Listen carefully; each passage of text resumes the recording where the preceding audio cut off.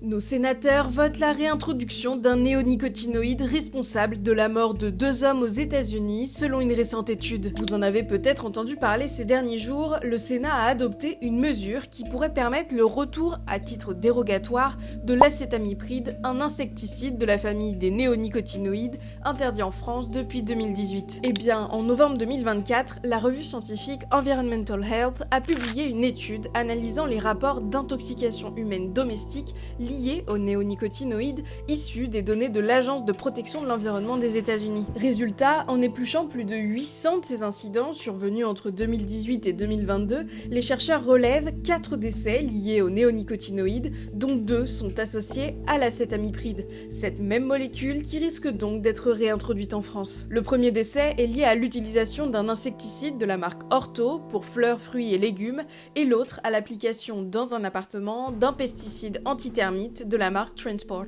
En dehors de ces cas extrêmes, l'étude pointe plus globalement les risques pour la santé humaine liés aux néonicotinoïdes, faisant état de centaines d'empoisonnements modérés avec des symptômes tels que des vomissements, des démangeaisons ou encore des maux de tête. L'analyse rappelle aussi que ces substances impactent les cellules du cerveau et du système nerveux en imitant l'action neurotoxique de la nicotine. Bon, en France, tout n'est pas encore joué, le texte sur la question de la réintroduction de l'acétamipride est désormais entre les mains de nos députés qui devront décider d'adopter ou non cette mesure.